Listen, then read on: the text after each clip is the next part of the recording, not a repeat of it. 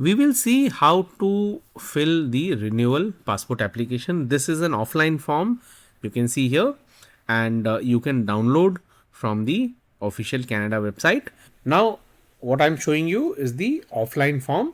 If you are thinking of doing this online, now you can do this online, where everything what you see is going to be the same. Instead of doing a form filling here, you'll be doing online and then submitting online, doing the payment online.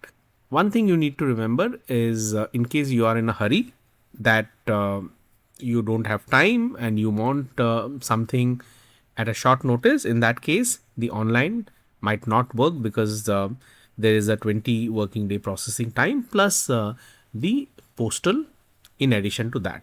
So you have to remember that whatever you choose, once you see how this form is getting filled, you will not make any mistake. Make sure everything what is required is there with you. I've already pre-filled to save time, and I'll just go one by one, so that at any point if you're looking for specific information, you can stop and look at what is being done. Once you fill the form, this QR code will have all the information what you have filled. So when you walk into Service Canada or Passport Canada and give this document to them and they scan, whatever you have entered, exactly same thing will reflect on their system. So there is no ambiguity, there is no confusion, there is no error.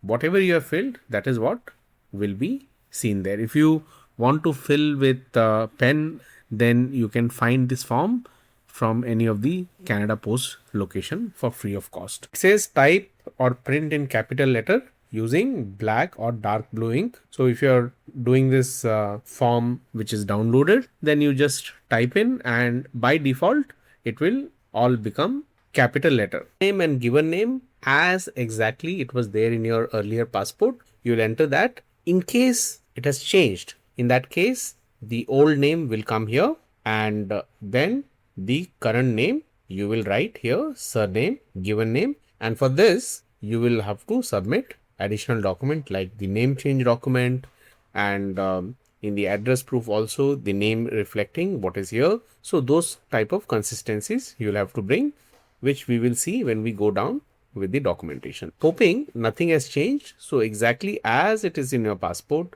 surname, given name, and then surname of parent at their birth, applicant's place of birth, country, territory, and then province, territory, state. You'll fill as it is there in your passport. In case you know the anticipated date of travel, you will enter month and day here, and if not, just select unknown. Then date of birth as it appears in previous passport. You'll make an entry like this, and sex, natural eye color, make an entry, height either in centimeter or in inches. So you can see here right now it shows in centimeter.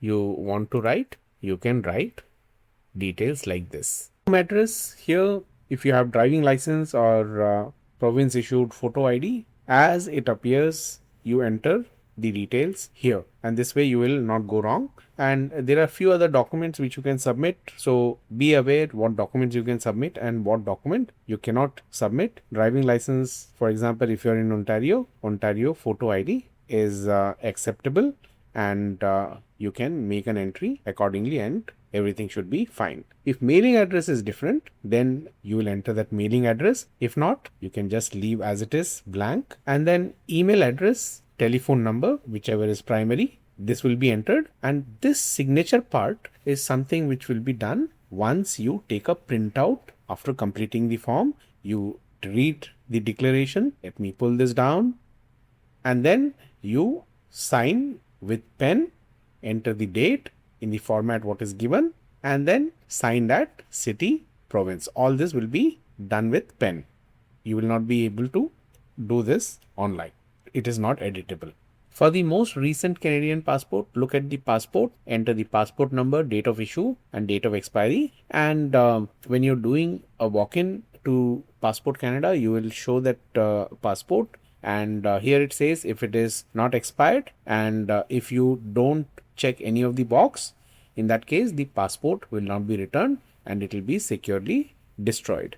You can select this option, yes, please return it to me, or no, please securely destroy it. So you can choose the option. In case it gets returned, you just keep that as souvenir, and once the new passport you get, this becomes a souvenir. But make sure if it is with you, you keep that securely all the time and don't lose it. Read this point, this is important. If you cannot provide your most recent passport information, you cannot use this form. That means either it is lost, damaged. In that case, you might not have the detail. So in that case, you cannot use this form. Then for the point 3 period of validity, here the choice what you make, depending on that, the fee for this will differ. So there is a change in fee. I'll show you that table. This is the new fee. Depending on what you choose, if it is 10 years, you pay this amount, and if it is 5 years, you pay this. Then depending on, once we come down here, you can see if you have an urgent pickup, you pay this additional amount. If it is on weekend or statutory holiday service, you pay this. So depending on what your choices are, the total fee will vary. This additional personal information, you see here, I have kept same as current home address in last 2 years as the address. So that's why this is blank. In case you have had 2 different places or more than 2 places, you will enter the detail here. Make sure you're not leaving this empty. Now, when it comes to the address where you are currently staying, you enter the current month and year, and that should be fine for the 2 section. From will be from the date you started living at this place. Again, when it comes to the occupation in last 2 years, check all that apply. In case you are a full-time employee or part-time employee, you will select this. In case other, that is homemaker, unemployed, retired, you will select this. And I was in school, full-time, part-time. In case this is you can select more than one option, and whichever is in your situation, and accordingly you'll enter the detail, employer, school and other detail, the address, telephone, any primary contact number, and then field of employment and studies. As you can see here, you make an entry, date, and for the current one you can write present. This is what, when you click here, ongoing occupation, it will show as this option. So once you make an entry, once everything is done, check, recheck, cross check. Then once you come down here for the references, remember for the renewal, there are no guarantor required.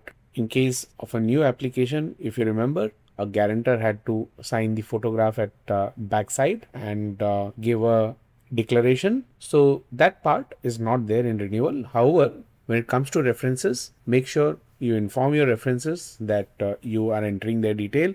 In my case, Passport Canada did call up one of the references to check the details and make sure you keep them informed and they are not surprised, and they're available for at least 20 odd days when any unknown number comes and it is from Passport Canada especially. Just make sure that the references meet this criteria, and people who cannot be reference for you, that is also given here. Then comes the emergency contact information, and again this is a mandatory section. Enter the detail of the emergency contact, whomever it is, and once this is done, again the signature of the applicant, date, is something which you will do after you take the printout. With this page 2 completion, your application is complete. The page 3 to 6 is an instruction. So whatever I have taken you through with, that is what is mentioned here, and in case you want to go and check what this is, you can do that. Here you see you can pay through credit card, and if you are sending it by post, in that case you can enter the card detail here. And as I said, for the fee, depending on what options you are choosing, the fee will vary. And then a requirement checklist, both page of the application form completed and signed within last 12 months. 2 identical and unaltered passport photo taken within last 6 months. This you will have to carry. No signature is required on the photo. So for this photo, no signature is required, and in case you are doing this online, you will be uploading this online in the appropriate section.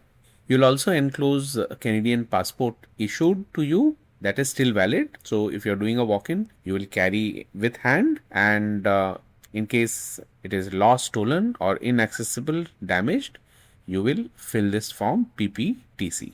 Then the last part of the checklist is the fee. Remember to save the application and then take a printout. And once you take the printout, in case you're doing this apply in person, in that case, you either go to the passport program regional office or participating Service Canada Center.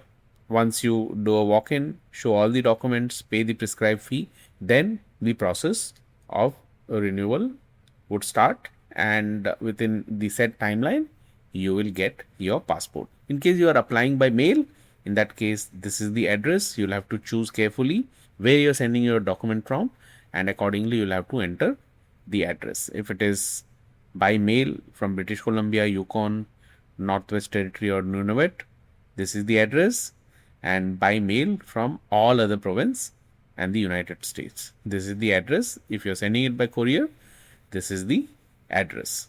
I hope this video is of use to you, and renewal is one of the easiest process. So hopefully you have no issues doing this. Thanks for watching.